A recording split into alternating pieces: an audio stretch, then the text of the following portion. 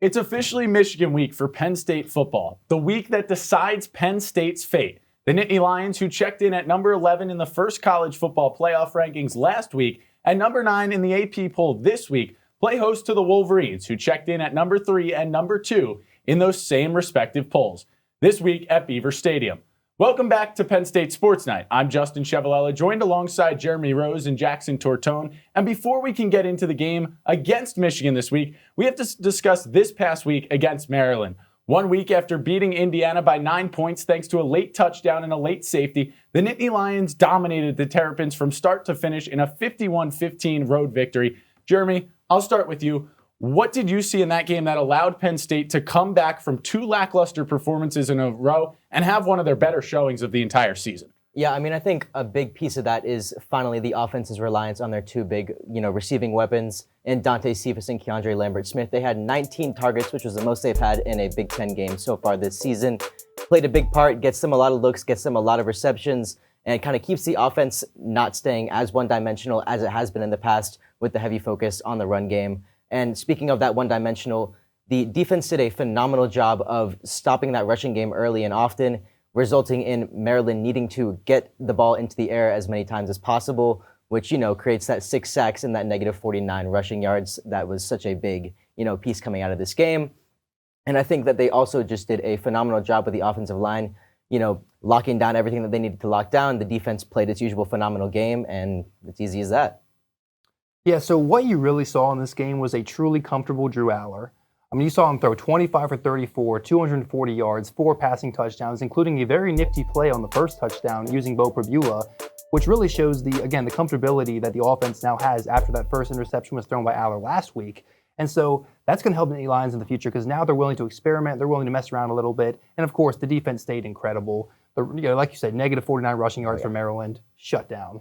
Yeah, you bring up a great point. Ever since throwing the fourth quarter interception against Indiana, which was not a good football play, throwing it into the middle of the field against the Indiana defense, Drew Aller has looked like a completely different quarterback. Out of nowhere, the playbook seems more open. We saw the 57-yard touchdown to Keandre Lambert-Smith in that Indiana game. But against Maryland, he had another good game. They opened up the playbook more explosive plays to the tight ends and to the receivers you talked about, Jeremy. And Aller, like you said, looked really comfortable, and that was the first time this season on the road he's looked comfortable. But I think the first time this season he's looked comfortable from start to finish in a game, and that includes games against Delaware and UMass and some weaker opponents like that. He didn't look comfortable in the beginning, but this week, start to finish, he did look comfortable, and I think that was the difference maker that allowed Penn State to put up 51 points, on top of the fact that Katron Allen got the running game going for the second straight week, which is the first time Penn State's been able to string back-to-back running games together in really this season, it feels like, in general. So now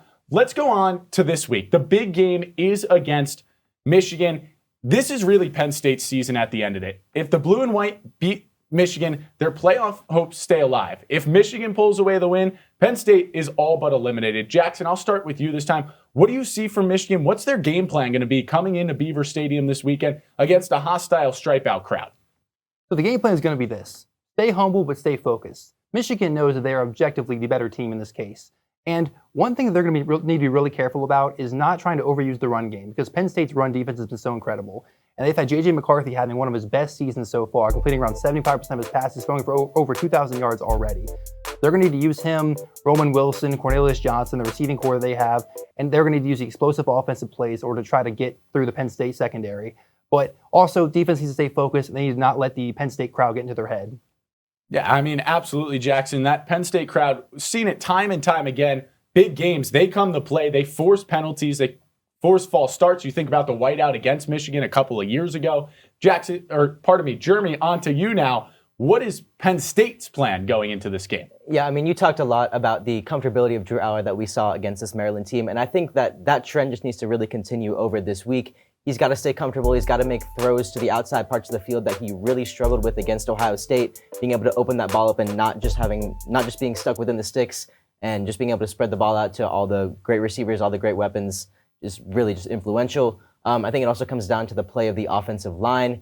They struggled against Ohio State. Drew Aller was pressured for a decent amount of that game, allowing him to get more comfortable, giving him the pressure that the offensive line was talked about giving him is going to be very, very huge. And then getting that running game going and, finding that spark on offense that the Penn State offense has, struggled, with the exception of this Maryland game, to really, make those big plays, make the big moments happen. And I think that's what it's going to come down to for the blue and white. I think you guys bring up great points. You look at that game last year between Penn State and Michigan, which Michigan ended up pulling away for a 41-17 victory at the Big House over in Ann Arbor, Michigan.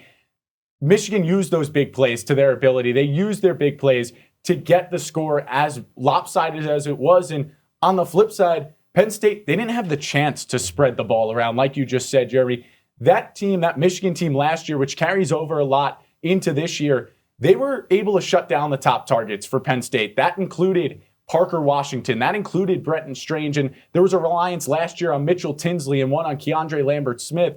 And that's what it's going to have to come down to again this year.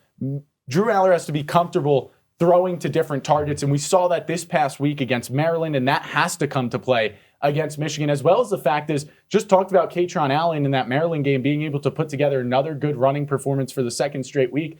Penn State could not run the ball at all against Michigan last year. That offensive line really struggled. Now, it's a more veteran offensive line this year, but we're going to have to see, because that Michigan defense, we know it's a pesky defense, and Penn State knows that as well, so we'll have to see how that all turns out. So now, with all that being said, it's time for some fun. The Nittany Lions, the Wolverines, they're going to go at it. Noon, big noon kickoff yet again. Oh, yeah. Penn State's going to finish their season with 7. This one might just be their biggest because they lost to Ohio State 20-12. This is Penn State's season. So Penn State's season on the line.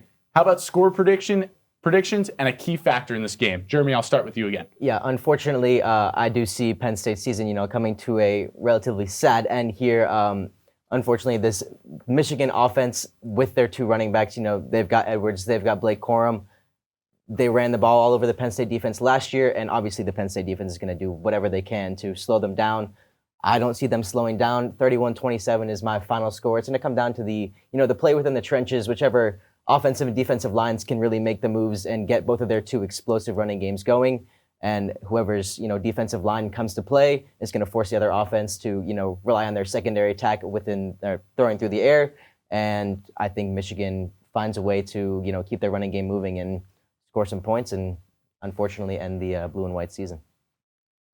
So I'm going to be bold here. Very bold. I'm going to pick the under, and I'm going to pick the home team. The reason I do this is because Penn State has one of the best home environments in all of college football. This is going to be one of the most watched games of the season. And I do think that it's a more even matchup than last year. I think that J.J. McCarthy will let the crowd get to his head a little bit. You saw it last year in the playoffs against TCU, threw some bad interceptions. It could happen again. And I think that's just a more even matchup this year. And I think Aller, as opposed to the Ohio State game, he's going to have the home crowd on his side, and that's going to make him more comfortable, more confident throwing the ball, throwing the deep ball particularly. And that will really help Penn State in this game.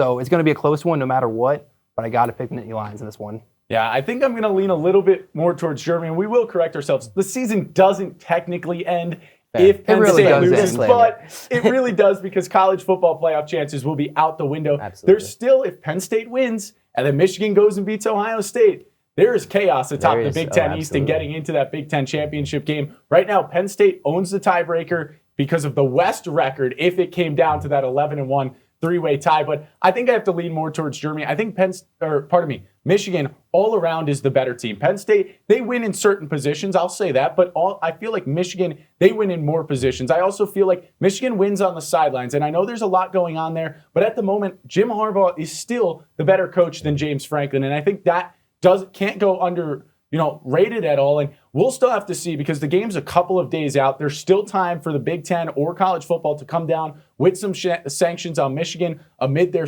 sign-stealing scandal. But at the end of the day, right now, if everything stays as they are as we shoot this, I say Michigan pulls it off. I think it'll be close to that 2021 game where Penn State, they hung in. It was 21-17 in favor of Michigan. I'm going to go 24-17 in favor of the Wolverines in this year's contest. I think a big play or two down the stretch will really end up being the deciding factor in this game for Michigan.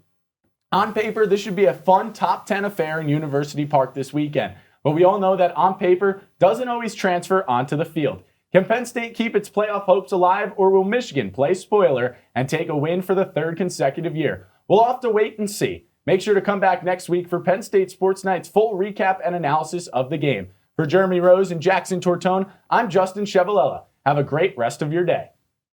Hey everybody, thanks for tuning into this edition of Penn State Sports Night. For more content like this, be sure to subscribe to our YouTube channel, give us a like, and follow our socials down below. And as always, we are Penn State Sports Night.